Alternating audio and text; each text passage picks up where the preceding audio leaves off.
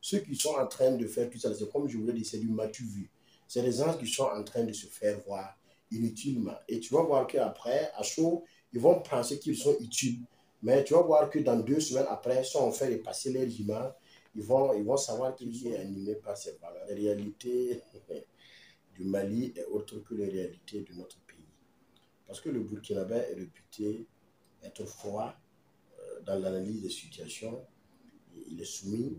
Mais à un moment donné, quand il dit que voilà, basta, c'est fini, je n'en peux plus, il prend ses responsabilités. Ça, c'est le Burkinabé. Et quand vous analysez la situation au Mali, le Malien est solidaire. Le Malien est solidaire, le Malien est attaché à ses liens, le Malien est attaché à ses valeurs. Et quoi qu'il se passe, le Malien croit à ce qui se passe devant lui. Et le Malien est trop ancré dans la fraternité. Sinon, tout ne paye pas au Mali. Non, non, non. Contrairement à ce que certains pensent, même avec l'arrivée des Wagner, il y a les attaques continues au Mali. Il y a des malversations qui se font au Mali. Et même le cœur même du Mali a été attaqué une fois. Voilà. Mais c'est comme je l'ai dit, les Maliens sont des gens qui sont liés à la fraternité. Ils se soutiennent mutuellement. Par contre, au Burkina, je suis désolé de le dire, certaines personnes se nourrissent même des malheurs de leurs propres frères. Voilà. Certaines personnes se lèvent le matin et ils prennent leur téléphone, ils mettent des unités. C'est pour savoir si le voisin n'a pas eu de problème, si son ami d'enfance n'a pas eu de difficultés, si son ancien patron ou son nouveau ancien employé n'a pas eu de difficultés. Voilà, donc les contextes ne sont pas les mêmes. Donc je ne m'abuserai pas à comparer les deux nations. Non, moi je suis un citoyen burkinabé comme vous. Vous aussi, vous n'avez pas participé. Ce n'est pas pour autant que vous n'êtes pas burkinabé. Je ne vais pas participer parce que je n'ai pas été convié. Je pense qu'il y a une commission qui a été mise en place pour contacter les différents leaders d'opinion. Mais moi, personnellement, je n'ai pas été contacté. Mais ce n'est pas un problème. Quand on est burkinabé, je pense que c'est l'article 8 de notre constitution qui le dit que chaque burkinabé a le droit de concourir et de participer au développement de son pays. Donc, il ne faut pas attendre à être convié à une assise pour donner sa partition pour le développement de son pays. Le chômage a fait que présentement au Burkina, il y a des gens qui participent à des manifestations sans comprendre même le contour ni le fond. Tu sais, voilà, et le Burkinabé est curieux de nature. Il y a des gens, quand vous les prenez individuellement, hors même de la foule, vous leur demandez qu'est-ce que vous a conduit ici, ils ne le savent pas.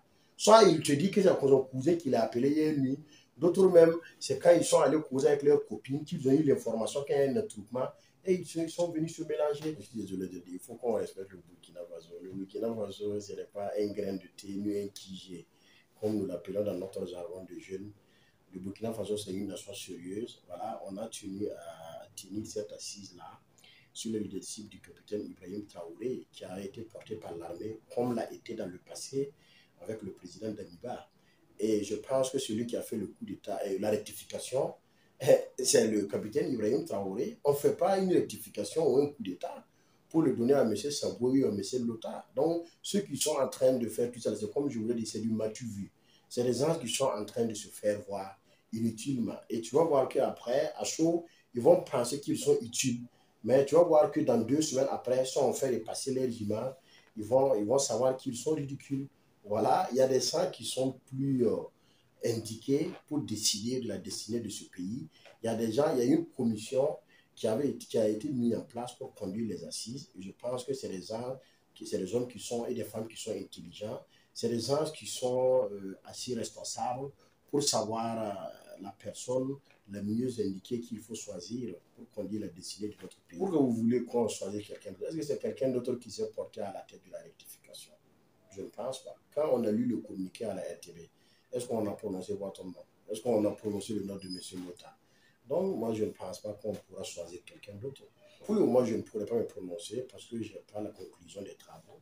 Il faut attendre à la conclusion des travaux pour pouvoir se prononcer. Burkinabé comme moi, dont j'ai foi. Non, je suis burkinabé comme tout autre burkinabé et en tant que citoyen qui est épris de paix, de vivre ensemble et de la quiétude dans mon pays. Moi, je suis du côté de la majorité. La majorité, c'est le peuple. La majorité, c'est la jeunesse. La majorité, c'est l'armée. Donc, à la sortie de cette assise, si l'ensemble des représentants, avec la commission qui était chargée de diriger cette assise-là s'entendent sur des options qui sont des options qui tendent à participer à la bonne gouvernance, à la réconciliation et au vivre ensemble.